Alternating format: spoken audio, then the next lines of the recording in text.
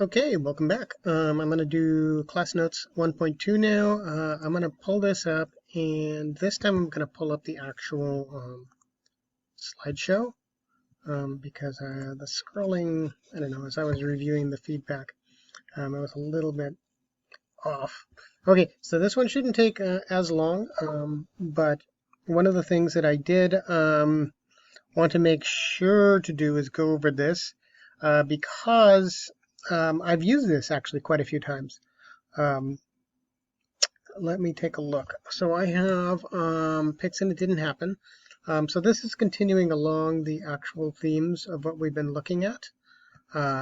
So let me go to the initial questions that I had. So like I said, I've used this before, and I think we actually I don't know if we did a video in the class, but one of the things about this is that it not only identifies technology, but it also identifies, because it also identifies some of the logic behind the advancement of technology and its effects on people.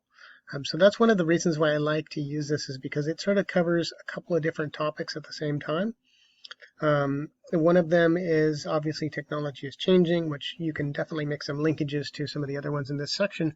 But then, at least as importantly, is sort of how technology and communication affect the big picture, right? The ideas that we have, the perceptions that we have around us. And this, of course, gets revisited again in culture and subculture when I go over a little bit of Baudrillard, which I will, because I think that's also another one that can make some pretty good connections. So in this case, what we have here is, what do you make of the title and why? And then, how has technology affected the way you see the world? I'm not going to be using these questions per se, but it does get you back maybe into the frame of mind that we were in when we were talking about this particular reading. So let me move over to Pics and it didn't happen. The notes, modern society is more visual and temporary. That's sort of the first idea that it brings up. Second idea is social media invites a documentary vision of our own lives. So if I do refer to the idea of documentary vision, this is what it would be referring to, right? How documentary vision allows us to identify that place where we're sort of looking at ourselves through the vision of the the documentation, if that makes sense. That's what it refers to. There's a lot more to that, and if I do revisit this as a question, it's going to be linking up that idea of the distance between what's actually happening in our perception of how that happens, and then identifying ways that those linkages can continue to occur. So the next one is lack of permanence leads to an emphasis on the now. The what in the second in the next little point here refers to as urgency of vision. In other words, how we value the now more. Do we value them now more? And how does that nowness supersede uh, memories of how we've perceived the past and the future? So I would invite you to look at that again to see if there's a way that that linkage may recur, especially, and I hate to keep bringing this up, is we did refer to Baudrillard later on, and how the simulacra creates a connection and a a structure for this idea. In the case of Baudrillard, he talks about the degeneration of the image and how it replaces the image. In this case, it's the essay is really just talking about sort of how the nowness becomes that document that's existing within this larger documentary vision. Okay, so the thing we're perceiving right now, right? If we look at something, a concert, I think somebody in class brought up the idea of a concert, how when you take a picture or you take a video, you're removing yourself from the immediacy of it because you're imagining it being recorded and being shared later. This essay explores that sort of to the nth degree, the idea that documentary kind of vision, that idea that every perception that you have right now is embedded within this other thing that's informing your actions and how you react in the moment.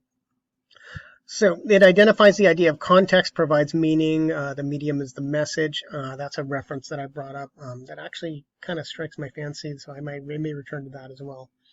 The other two linkages, I'll go over to the idea of the Buddhist mandala, which I know I showed this in one of my classes, but there is a link there to the mandala and how the creation of a mandala.